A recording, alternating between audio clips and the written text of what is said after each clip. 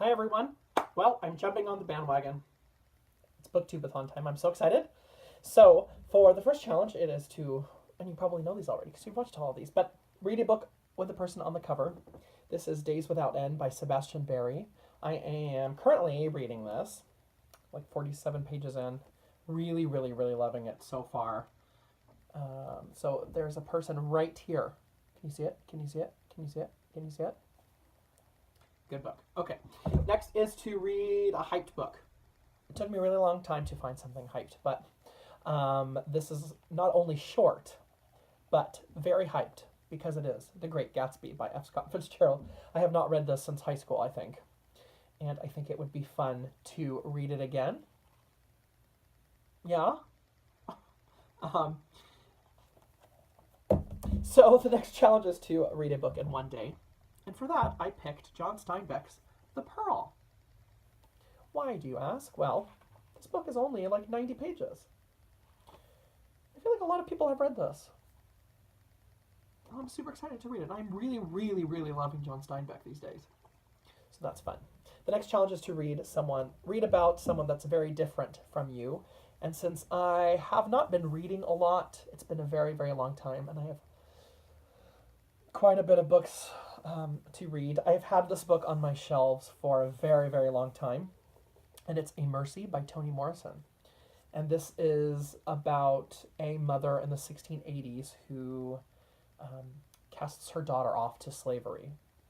So I thought not only is it short, so that would be good to read this summer or in a week, but it's also by Toni Morrison, who I adore and I think is a goddess. So there's that. The other challenge is to read a book completely outside. I'll need to get over this challenge and just go outside and read a book. I'm going to read Paper Girls Volume 2 by, who's this by? Brian K. Vaughan, love him. Cliff Chiang, Matt Wilson, Jared K. Fletcher. I read Volume 1, back in December, and I really loved it. It's about a group of girls that I think are like in middle school who have a paper route, and they run into some aliens, and they time travel, and it's just a lot of fun, and it's really, really, really pretty too. So this will be fun to read outside because it's short and it's really hot.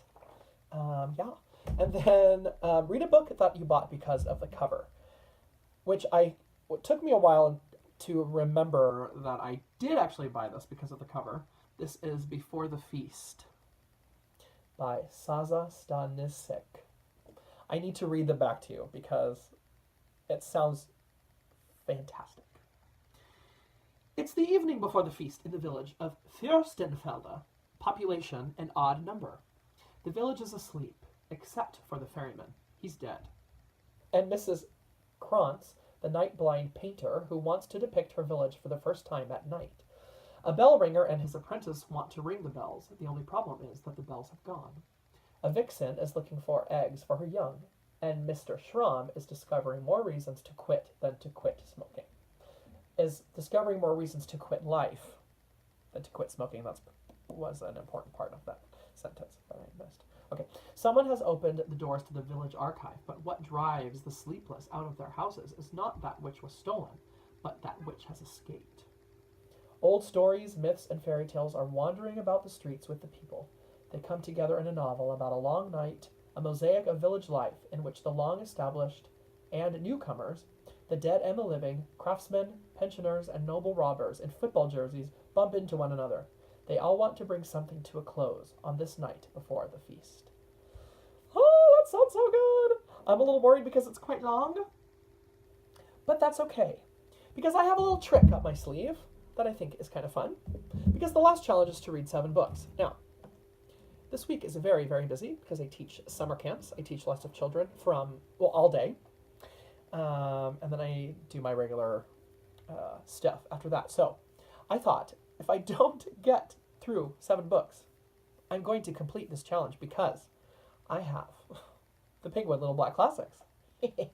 So I have picked 7 of them that if I don't finish any book, I will just read all 7 of these because they're very short. And you know what? Read one before you go to bed every night. There you go. There's 7 books. Okay, so real fast. I have 2 fairy tale collections, rather. The Brothers Grimm. This is The Robber Bridegroom. Drawn from German folklore, dark, fantastical fairy tales of wicked deeds, gruesome punishment, and just rewards. Then I have Hans Christian Andersen's The Tinderbox. Andersen's bittersweet fairy tales propelled their troubled author to international fame and revolutionized children's writing. Okay, then I've got Wolfgang Amadeus Mozart, My Dearest Father. Entertaining, touching, and sharp-tongued letters between the great 18th century composer and his mentor father. Oscar Wilde, Lord Arthur Saville's Crime, Wilde's supremely witty tale of dandies, anarchists, and a murderous prophecy in London high society. Then I've got Guy de Maupassant, Femme Fatale, 4 sparkling 19th century tales of Parisian high society and rural life from the father of the modern short story. Then I've got Sinbad the Sailor, Adventures of Shipwreck, Colossal Beasts, and Fantastical Islands from 1001 Nights. And finally, Dostoevsky's The Meek One, based on a St. Petersburg news report. Dostoevsky's a searing tale of a man who drives his wife to suicide. Those are just 7 of, I've got a whole bunch of these little black classics, and this is a great excuse to read 7 of them that I have not read yet. That was a mouthful. That's it. 6 minutes in, done. I'm very excited about this week. Let me know some things that you're reading down below, and I will see you very soon, hopefully, if I can get my act together. Love you all. Thanks for subscribing. Mwah, mwah, mwah, mwah. Take care. Read good books. Listen to each other. All that fun stuff. I'm going to go eat dinner now. Bye.